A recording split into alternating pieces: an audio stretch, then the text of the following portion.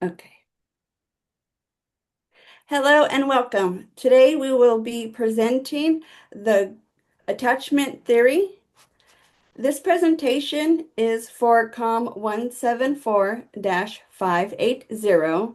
This is the winter intersession of 2026, and today is January 23rd. We're going to start introducing ourselves, beginning with Sarina, please. Hello, my name is Sarina Martinez. My name is Pitterson Rosa. And I'm Jessica Herbert. And I'm Boomer Rawlings. And I'm Sienna Blanco. So our presentation is on attachment theory, and the theorists involved Bowlby and Ainsworth. Attachment theory began to develop in the 1940s and 1950s when John Bowlby was working as a psychiatrist with emotionally disturbed children. He wanted to understand why infants often became distressed when separated from or when they experienced the loss of their caregivers, and how these early experiences could influence their long-term emotional and behavior development. The theory grew through contributions from both Bowlby and Mary Ainsworth. Bowlby first outlined the main concepts in the nature of the child's tie to his mother, arguing that the bond between a child and caregiver is an innate biologically based system rather than a learned behavior based on feeding. He expanded on this work in separation anxiety and grief and mourning in infancy and early childhood, describing children's emotional responses to separation and loss and highlighting the long-term consequences of disrupted attachment. Mary Ainsworth added important empirical evidence to support Bowlby's ideas in infancy in Uganda. She observed infant caregiver interactions in natural settings across cultures, demonstrating universality of attachment behaviors. She later created the strange situation, a laboratory procedure that allowed attachment patterns to be systematically observed and classified, and the Baltimore Project, which showed how caregiver sensitivity influences secure attachment. Bowlby incorporated these findings into his three-volume series, Attachment, Loss Attachment, Separation, and Loss, which provided a comprehensive framework for the theory. In these works, he introduced key ideas such as an internal working model and extended the theory beyond infancy, showing how early attachments shape relationships throughout life. So for our visual aid, this is an internal working model. Think of it, it's a house called your relationships. So the walls represent how you see yourself. The doors and the windows show how you view others. The layout reflects how you believe relationships work. Early caregiver experiences lay the foundation for this house, while later experiences can remodel it. The original design continues to influence relationships. Now on to the theorists. Encyclopedia Britannica ND explains that John Bowlby grew up in an upper middle class family and was largely cared for by a nanny during early childhood. When his primary caregiver left, Bowlby was sent to boarding school at age 7, an experience he found deeply distressing. These early separations influenced his later interest in emotional bonds and helped lay the foundation for attachment theory. Building on these experiences, Bowlby's education and career further shaped his ideas.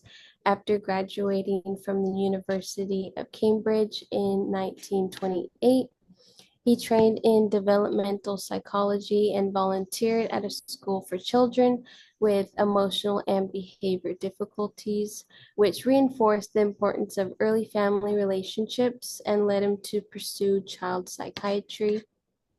During training at the British Psychoanalytical Institute and the London Child Guidance Clinic, he rejected abstract drives, emphasizing a real family experiences as the main source of emotional problems. He also completed his first research study during this time. Next, Pitterson will go into detail about the theory. What is attachment theory about? This theory focuses on how emotional bonds develop between humans, especially between a child and their primary caregiver. What the theory explains, attachment theory explains that emotional bonds we form as a children affect our trust, how we manage stress, and our relationships throughout life. In other words, the theory shows how our early experiences shape how we connect with others. Importance of early experiences. Our early experiences with caregivers influence how safe we feel, how we trust others, and how we handle stress later in life. Positive early experiences help build healthy relationships and emotional development. Bowlby proposed attachment theory, and he explained that children are born with a biological need to form bonds to survive.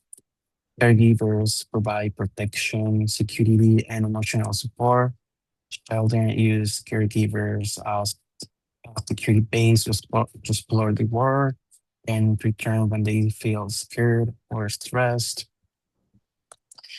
Mary Ainsworth and the theory with her strange situation study. She observed how babies reacted to separation and reunion with their caregivers. Her work helped identify different attachment styles and showed how early experiences affect trust and relationship. And now let's move on to the part about the benefits.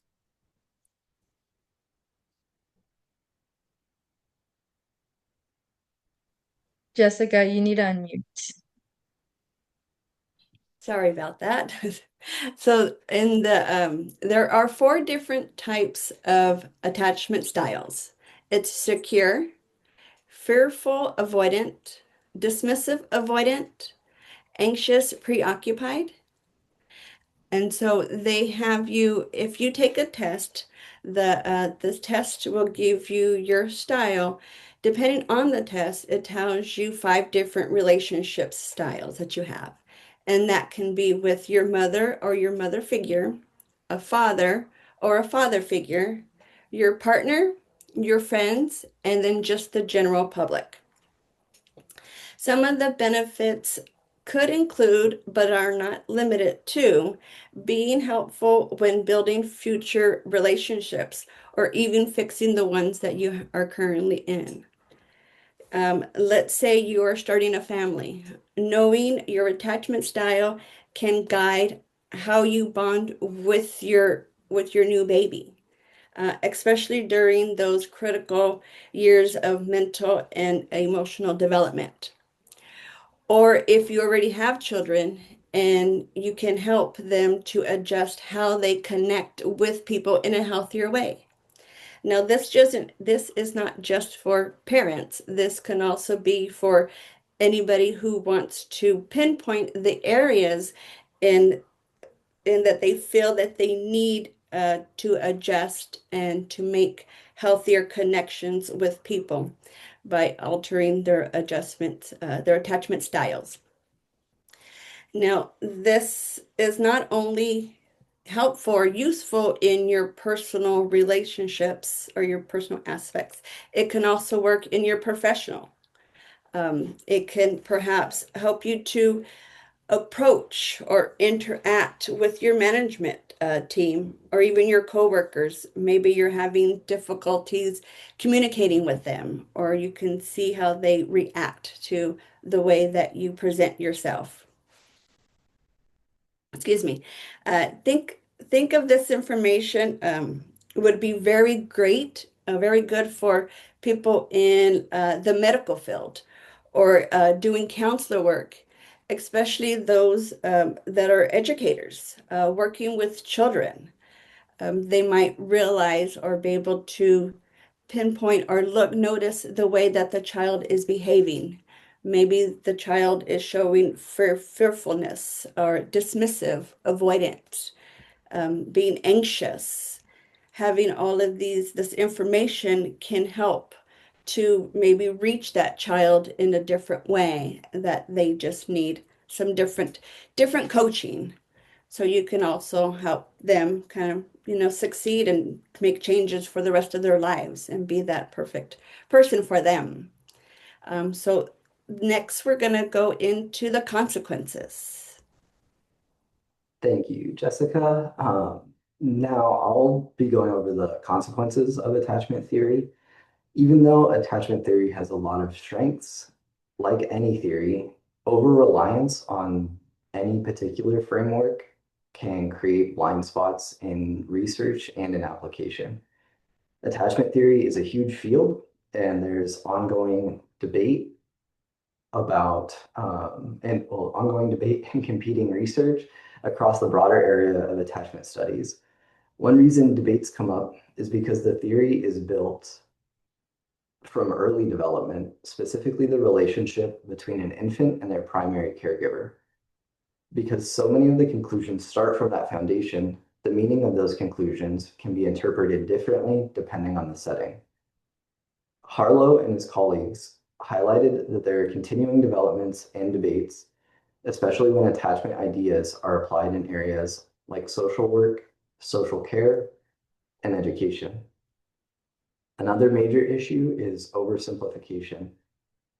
A lot that happens because people disagree on the definitions and then end up using the same words to mean different things. Thompson and his colleagues summarized this problem with a simple question: are we all measuring the same thing? And their answer was essentially no. In other words, different attachment measurements don't always line up across the different studies. The main takeaway is that attachment theory is useful, but it should be treated as a tool for understanding patterns, not as a rigid label or a one-size-fits-all expectation. It's strongest when it's used carefully, with context, and paired with practical strategies for repairing connection. And then we'll be going to Sienna for an activity. Thank you, Boomer. So I will be presenting two activities. The first one will be a video clip from a YouTube video called The Attachment Theory: How Childhood Affects Life, and this is from the Sprouts YouTube channel. This video is going to show 4 children and their attachment styles.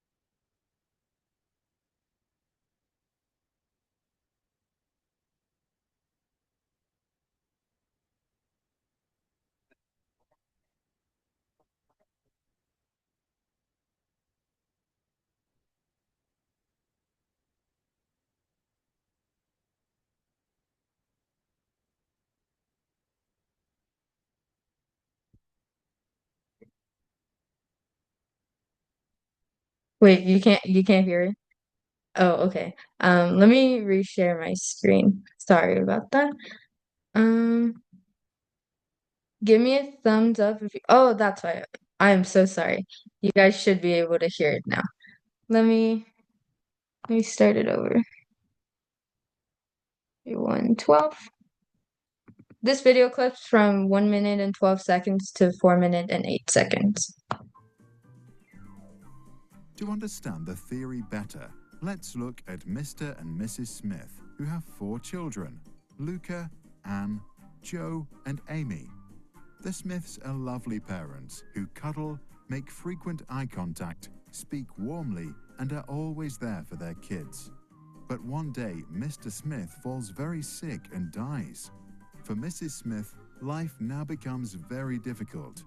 She spends all day working, while at the same time trying to care for her children. An impossible task. At 6 years of age, Luca's brain is for the most part developed, his character strong and his worldview shaped. The new situation does not affect him much. He knows there is still always Mum, his safe haven. He feels securely attached. Later, he turns into a trusting and optimistic young man. His self-image is positive. Anne, who is 3, has problems coping with the new lack of attention. To Anne, her mother now acts unpredictably. She is anxious about their relationship and as a result becomes clingy. To get her mum's attention, she has to raise her emotional state and scream. When her mum finally reacts with a predictable response, she herself acts ambivalent and doesn't show her true feelings. Later in life, others think Anne is unpredictable or moody. Her self-image is less positive. Her attachment style is anxious ambivalent. 2-year-old Joe spends his days with his uncle, who loves him, but thinks that a good education means being strict. If little Joe shows too much emotion or is too loud, his uncle gets angry and sometimes punitive. This scares Joe. He learns that to avoid fear, he has to avoid showing his feelings, also in other situations. As an adult, he continues this strategy and has problems entering relationships. His image of himself is rather negative. His attachment is anxious avoidant. Amy, who is just 1 year old, gets sent to a nursery. The staff there is poorly trained, overworked, and often very stressed. Some are outright abusive. Amy therefore becomes anxious of the very people she seeks security from, a conflict which totally disorganizes her ideas about love and safety. As she is experiencing fear without resolution, she tries to avoid all social situations. As an adult, she thinks of herself as unworthy of love. Her self-image is very negative. Her attachment is anxious, disorganized. Our attachment. Okay, so now we will begin our second activity, and it is an attachment style quiz. This is from the website verywellmind.com from Rena Goldman. She wrote an article about what is my attachment style, and down below you can take the attachment style quiz. There are a lot of different types of quizzes. Some quizzes have where you pick true or false, agree or disagree, or they even have you pick multiple options like somewhat agree or strongly disagree. I like this one because it gives you a scenario and very descriptive answers. Now, how I would take this quiz, I wouldn't overthink on the questions because overthinking could lead to inaccuracy and it's going to influence the results. So, how I would do this also is I would also kind of make this a personal application. So, making the question, because it is in second person, I would make it in first person. So, I read the scenario. How would I feel when someone close to me starts to spend less time with me and more time with someone else? Now, as I read this, I already have a feel for how I would feel about this.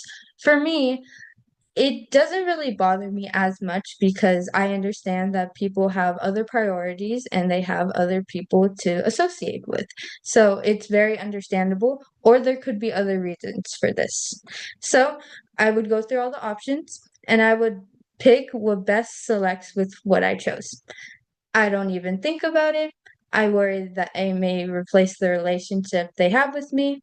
Honestly, I get a bit jealous and feel insecure, or meh, it doesn't faze me. We have other relationships and that's okay. The last option would be the one that best correlated to what I had picked. So I would pick it and then I would just do that same process for the next 14 questions.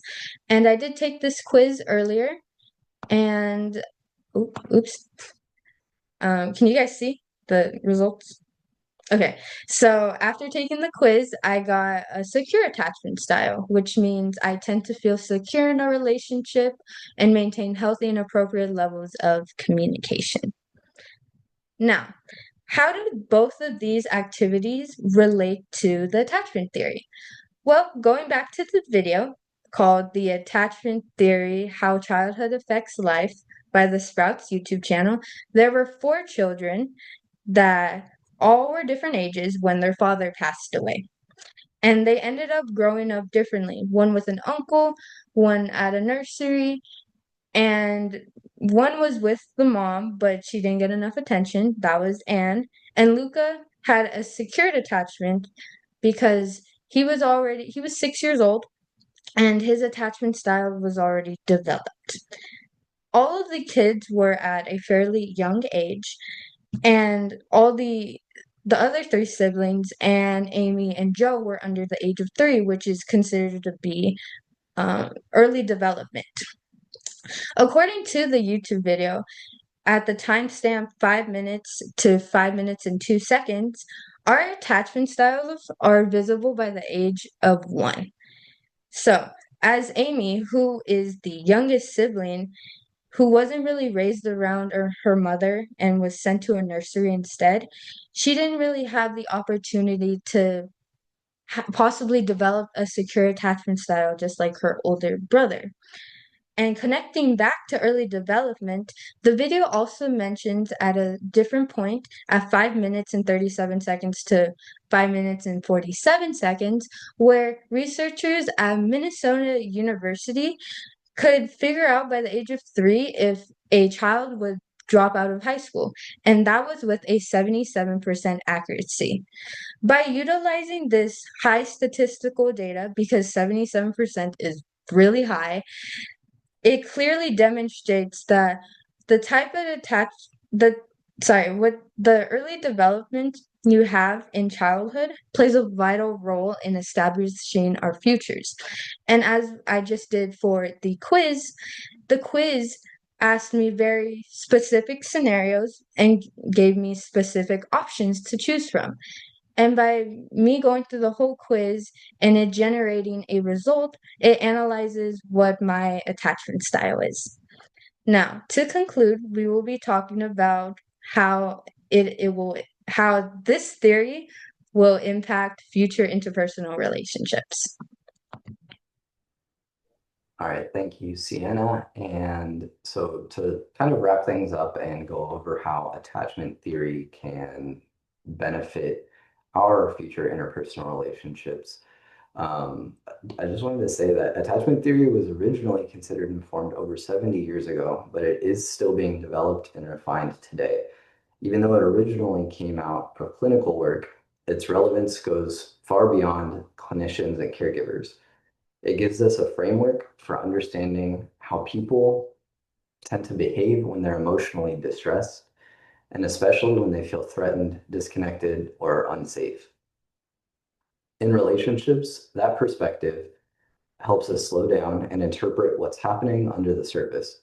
When someone is distressed, different attachment patterns can lead to different reactions. Some people move towards closeness and reassurance, while others pull back, shut down, or avoid vulnerability. Understanding that lets us approach reconciliation in a more effective way. Instead of judging someone purely by what they're doing in that moment, we can reframe those behaviors as protective strategies and respond in a way that helps them build security. Modern research also supports the idea that attachment operates as a learning-based system. When support is consistent and reliable, it strengthens a sense of safety and improves emotion regulation under stress. Bosmans and colleagues describe how repeated experiences of dependable support can reduce insecurity over time, which means security can be strengthened through behavior and consistency, not just treated as something fixed. One of the biggest relationship takeaways here is repair. A major predictor of long-term relationship success is the ability to recover after difficult moments, disagreements, stressors, and periods of disconnection. Attachment theory gives us tools for repair, especially when there's withdrawal or emotional distance, because it helps us understand the reasons behind the reaction and what behaviors restore safety. Conflict resolution, healthier boundaries, and long-term relational resilience are all benefits that people can build by understanding their own attachment patterns and practicing more secure behaviors in everyday interactions.